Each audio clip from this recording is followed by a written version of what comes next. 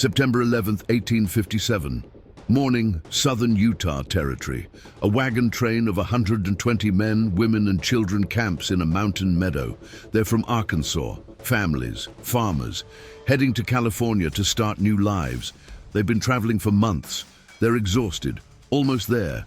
Just a few more weeks, then gunfire from all directions. Native warriors attack, or so it seems.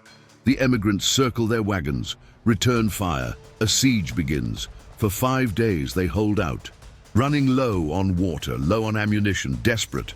Then a man approaches under a white flag, John D. Lee, a Mormon militia leader. He offers them safe passage. "Surrender your weapons," he says. "We'll escort you to safety." The settlers trust him. They lay down their guns. They form a line, men walking ahead, women and children behind in wagons. Then the order, "Do your duty." The Mormon militiamen turn on the unarmed settlers. They shoot the men at point-blank range. Warriors kill the women and children. Within minutes, 120 people are dead. Only 17 small children survive, too young to tell the story. This is the Mountain Meadows Massacre, the darkest atrocity in the history of the American West. And for 150 years, the truth was buried, covered up, denied. You're listening to Legends of the Frontier. I'm your host. Today we're telling you the true story of the Mountain Meadows Massacre. This isn't easy to talk about. It's brutal. It's horrifying. But it needs to be told. Drop a comment and tell me where you're watching from. And if you're new here, hit subscribe. We tell the stories they don't want you to know. Let's go back to the beginning. Because to understand why this happened, you need to understand Utah Territory in 1857. You need to understand the Mormons, and you need to understand a man named Brigham Young, the Church of Jesus Christ of Latter-day Saints, the Mormons, founded in 1830 by Joseph Smith in New York. They believed Smith was a prophet who received divine revelations. They believed in the Book of Mormon, a new scripture. Mainstream Christianity rejected them, called them heretics, cult, blasphemers. From the beginning, Mormons faced persecution, driven out of New York, then Ohio, then Missouri. In 1838, Missouri Governor Lilburn Boggs issued an extermination order. Mormons must be treated as enemies and must be exterminated or driven from the state. Extermination. That was official government policy. The Mormons fled to Illinois. They built a city, Nauvoo. It grew to 12,000 people, one of the largest cities in Illinois. Joseph Smith became powerful, wealthy. He announced new revelations, including plural marriage, polygamy. This scandalized outsiders. It scandalized some Mormons too.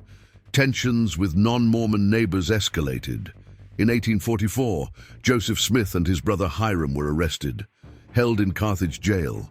On June 27, 1844, a mob stormed the jail. They shot Joseph and Hiram Smith, killed them both. The Mormon prophet was dead. The church faced a crisis. Who would lead them now? Brigham Young stepped forward. He was one of Smith's apostles, charismatic, ruthless. He convinced most Mormons he was the rightful successor. In 1846, Brigham Young led the Mormons west. They left Illinois, left the United States. They headed for Mexican territory, somewhere they could build their kingdom without persecution. In 1847, they arrived in the Salt Lake Valley. Brigham Young looked at the desolate desert and said, "This is the place." They built Salt Lake City. They irrigated the desert. They grew crops. They built settlements across what would become Utah Territory. By 1857, there were over 60,000 Mormons in Utah, and Brigham Young ruled them all. Brigham Young wasn't just a religious leader. He was a dictator.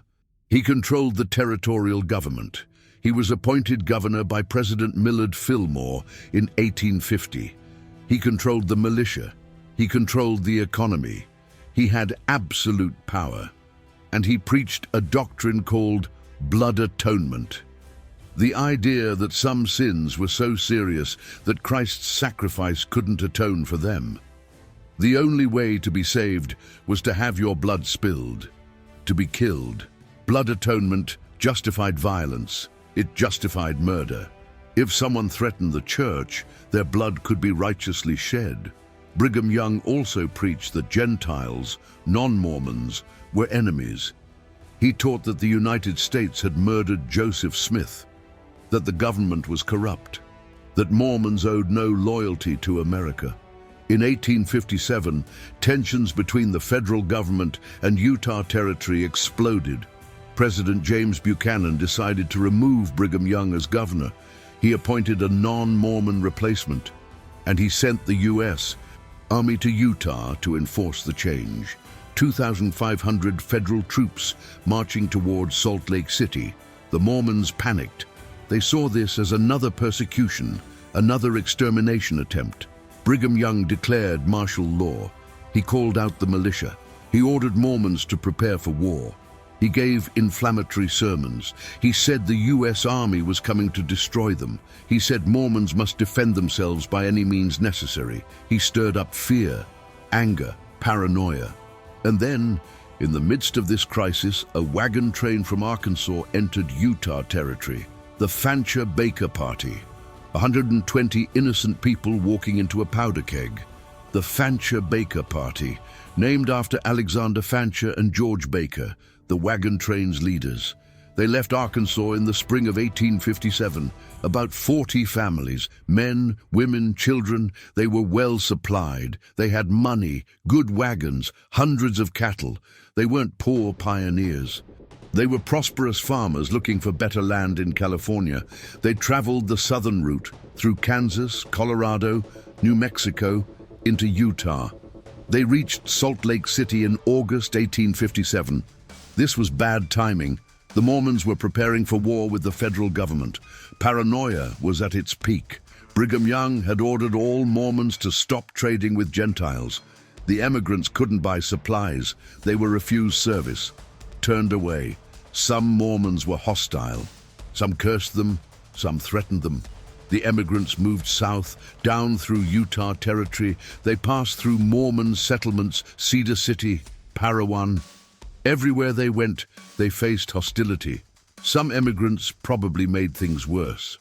There are reports that some of them bragged about being from Missouri, the state that had persecuted Mormons. Some allegedly said they'd helped kill Joseph Smith. Whether these stories were true or exaggerated, they spread. By the time the wagon train reached southern Utah, the local Mormons saw them as enemies. The emigrants camped at a place called Mountain Meadows. Good grazing, water. They planned to rest there for a few days before the final push to California. They had no idea they were about to be slaughtered. Southern Utah in 1857 was controlled by local Mormon leaders, men like Isaac Haight, the stake president in Cedar City, John D. Lee, who lived near Mountain Meadows, William Dame, the militia commander. These men received orders from Brigham Young, or they believed they did. What did Brigham Young know? What did he order? That's been debated for 150 years. Here's what we know. On September 7, 1857, Isaac Haight sent a messenger to Salt Lake City. He asked Brigham Young what to do about the emigrant wagon train. The messenger, James Haslam, rode 250 miles in record time. He reached Brigham Young on September 10th. Brigham Young wrote a reply. He said, "Let the emigrants pass through in peace. Don't interfere with them." Haslam rode back to Cedar City. He arrived on September 13th, 2 days too late. By then, the massacre had already happened. So if Brigham Young said to let them pass, why did the massacre happen? Two possibilities. One, local leaders acted on their own. They misunderstood earlier inflammatory rhetoric and thought they were doing what Young wanted. Two, Brigham Young sent secret orders that contradicted his written message, orders that were never written down, orders that could be denied later. We'll never know for certain. What we do know is that local Mormon leaders decided the emigrants had to die. They convinced themselves it was necessary, that the emigrants were a threat, that God wanted it, that blood atonement required it, and they planned the attack. The plan was to make it look like a native attack. Southern Utah had Paiute tribes. Relations between Mormons and Paiutes were complicated, sometimes cooperative, sometimes tense. Mormon leaders went to the Paiutes. They told them the emigrants had poisoned a water source, that Paiute cattle had died, that the emigrants were enemies. Some Paiutes agreed to help attack the wagon train, but many refused. They didn't want war with whites. The Mormons decided to attack anyway. On the morning of September 7, 1857, the attack began. Gunfire from the hills surrounding the meadow. The emigrants thought it was a Paiute attack. They circled their wagons. They fought back. The siege lasted 5 days. The emigrants dug trenches. They rationed water. They sent men to try to get help. Some were killed. Some escaped but were hunted down and killed later. The attackers, Mormon militiamen disguised as natives, couldn't overrun the wagon train. The emigrants had good cover. They were well armed. The militiamen realized they couldn't win by force, so they changed tactics. They decided on deception. John D. Lee approached the wagon train under a white flag. He said he'd negotiated a truce with the natives. He said if the emigrants surrendered their weapons, the Mormons would escort them to safety. The emigrants debated. Some were suspicious, but they were desperate. Out of water, running out of ammunition, wounded, children crying, they agreed. They surrendered their weapons. They trusted John D. Lee. That trust killed them. The emigrants formed a line. The men walked ahead, unarmed, each man escorted by an armed Mormon militiaman. Behind them, wagons carried the wounded, the women and children. They walked for about a mile. Then John D. Lee gave the order, halt. Then another order, do your duty. The militiamen turned and shot the men they were walking beside. Point-blank range. No warning. No chance to fight back. At the same time, other militiamen and Paiute warriors attacked the wagons. They shot the women, they killed the older children, screaming, chaos, people trying to run, being hunted down. Within minutes it was over. 120 men, women and children dead. The youngest victims were teenagers. Entire families wiped out, mothers, fathers, children. The militiamen killed everyone old enough to tell the story. Only 17 children survived, all under age 7, too young to be reliable witnesses. The militiamen gathered the surviving children. They distributed them to Mormon families. They stripped the bodies, took valuables, money, jewelry, clothing. They took the emigrants' cattle, hundreds of head, divided them among themselves. Then they tried to bury the bodies, shallow graves. Some weren't even covered. Wolves and coyotes dug them up. For months, bones littered the meadow. John D. Lee wrote in his diary that night. He didn't express remorse. He didn't express guilt. He wrote that they'd done what was necessary, that the emigrants were enemies of God, that their blood had been righteously shed. This wasn't a spontaneous act of violence. This was premeditated mass murder, justified by religious fanaticism. News of the massacre spread slowly. The surviving children were too young to give clear accounts. Mormon leaders told them it was natives who killed their families, not Mormons. The children were kept in Mormon homes, isolated.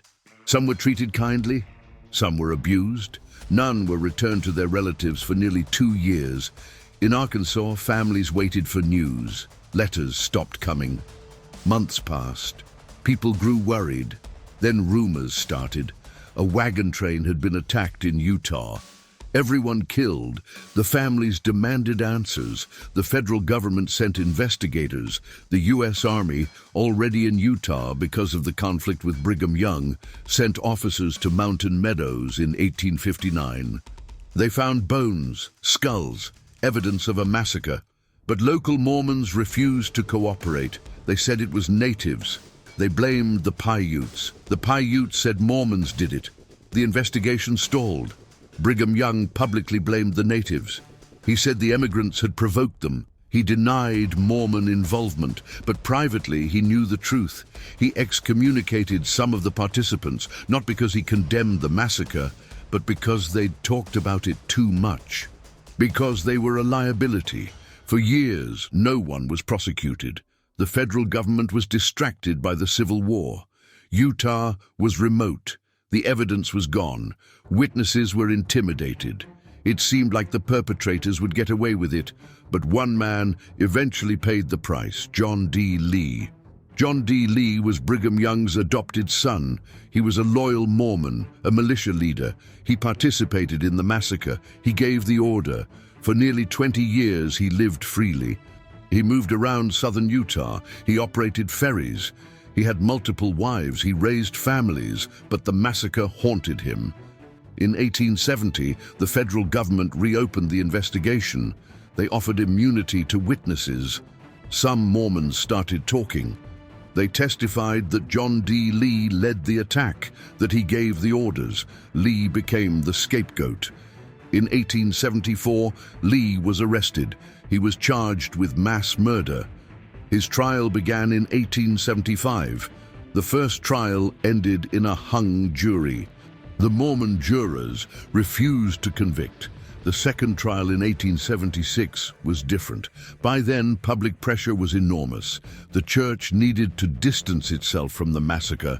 Brigham Young excommunicated Lee, made him the sole villain, said he acted alone.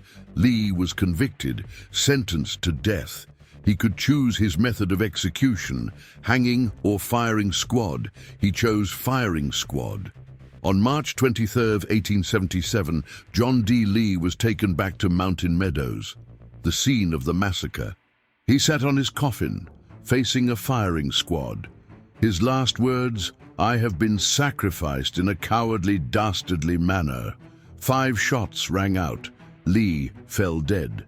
He was the only person ever executed for the Mountain Meadows massacre. But John D. Lee wasn't the only person responsible. Dozens of Mormon men participated. Isaac Haight, William Dame, dozens of militiamen. They all knew. They all participated. Some pulled triggers, some held down victims, some stripped bodies. And they all walked free. Why? Because the Mormon church protected them, because they kept silent, because they followed orders. Lee was the scapegoat. The church blamed him, said he acted without authorization, but that's a lie. Lee was following orders, orders from local church leaders, possibly orders from Brigham Young himself. Brigham Young died in 1877. He never faced justice. He never admitted church responsibility. He went to his grave denying Mormon involvement. The church continued to deny responsibility for over a century. They blamed the Paiutes. They blamed rogue individuals. They minimized the death toll. They said the emigrants provoked it. They said it was self-defense. All lies. In 2007, 150 years after the massacre, the LDS Church finally acknowledged the truth. They issued a statement. They admitted Mormons were responsible. They called it a tragedy. They expressed regret.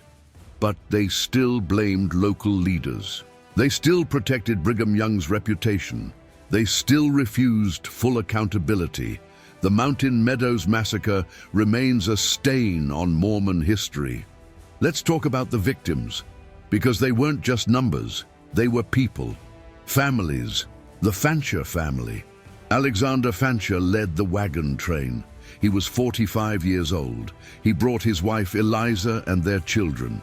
The Fancher family lost multiple members. The Baker family, George Baker and his family, from Arkansas, farmers. Cameron family, William Cameron, his wife Martha and their children. Dunlap family, Jesse Dunlap and his family. Mitchell family, Joel Mitchell and his family. Miller family, John Meelam and his wife. These were ordinary people. They weren't criminals. They weren't soldiers. They were farmers, families, looking for a better life, and they were slaughtered. The youngest victims were babies, mothers holding infants, shot down. The oldest victims were in their 60s. Entire bloodlines wiped out. The 17 surviving children were traumatized. Most never fully recovered. Some never remembered their real names. Some never reconnected with their families in Arkansas. In 1859, U.S. Army Captain James Lynch led an expedition to recover the surviving children. He found them scattered across southern Utah, living with Mormon families. Some of the children fought to stay. They'd been told their real families were dead. They'd been indoctrinated. Eventually, the children were returned to relatives in Arkansas. But they were changed, broken. The massacre destroyed multiple generations. So why did this happen? What drove Mormon men to murder 120 innocent people? Fear, paranoia, religious fanaticism. In 1857, Mormons believed they were under attack. They believed the U.S. government wanted to destroy them. They believed they were God's chosen people, that Gentiles were enemies. Brigham Young's sermons stoked this fear. He told them they were in danger. He told them to defend Zion at all costs. He created an U.S. versus them mentality, dehumanization. The emigrants weren't seen as people. They were seen as threats, enemies of God, apostates, vermin. Once you dehumanize someone, it's easier to kill them. Obedience. Mormon culture emphasized absolute obedience to church leaders. When leaders said, "Do something," you did it. No questions. This made men complicit in atrocities. Group psychology. Once the plan was in motion, individuals felt powerless to stop it. Social pressure, fear of being labeled disloyal, fear of excommunication. These kept men silent. And there's religion, blood atonement, the belief that shedding blood could cleanse sin, that killing enemies of the church was righteous. This wasn't Christianity. This was a perversion of faith, a justification for murder. But let's be clear. Most Mormons didn't support this. Most didn't know about it until afterward. The massacre was carried out by a small group of men, fanatics, true believers, but the church's rhetoric created the conditions that made it possible. Brigham Young may not have directly ordered the massacre, but he created the environment where it happened. The aftermath of the Mountain Meadows massacre shaped Utah's history for decades. The federal government used it as evidence that Mormons were dangerous, untrustworthy. It delayed Utah's statehood. Utah didn't become a state until 1896, nearly 40 years after the massacre. One condition for statehood was that the Mormon Church had to publicly renounce polygamy. The church complied in 1890. Brigham Young's successor, Wilford Woodruff, issued a manifesto ending the practice, sort of. Many Mormons continued practicing polygamy secretly, but officially, the church moved toward mainstream acceptance. The massacre became a shameful secret. For generations, Mormons didn't talk about it. Church history books omitted it, or minimized it, blamed it on natives. Outsiders, non-Mormons, kept the memory alive. Books were written, investigations continued, survivors' descendants demanded justice. In the 20th century, historians began uncovering the truth. They found diaries, letters, testimony from participants who confessed on their deathbeds. The evidence was overwhelming. In 1990, a monument was erected at Mountain Meadows. In 1999, the site was reconstructed and rededicated. Descendants of both victims and perpetrators attended. Some Mormon descendants apologized. Some victims' descendants accepted. Some didn't. The wounds are deep. In 2007, the LDS Church President Henry B. Eyring spoke at a memorial service. He expressed the church's regret. He didn't apologize directly. He didn't accept institutional responsibility. But it was a step toward acknowledgement. Let's talk about what we can learn from the Mountain Meadows massacre, because this isn't just history. It's a warning. Lesson 1. Dehumanization kills. When you stop seeing people as human, atrocities become possible. The Mormons saw the emigrants as enemies, not as fathers, mothers, children. That made murder easier. Lesson 2. Blind obedience is dangerous. The men who carried out the massacre were following orders. They believed their leaders spoke for God. They didn't question. They didn't refuse. That's terrifying. In any society, in any religion, blind obedience can lead to evil. Lesson 3. Religious fanaticism justifies anything. Blood atonement, holy war, defending Zion. These weren't just ideas, they were justifications for murder.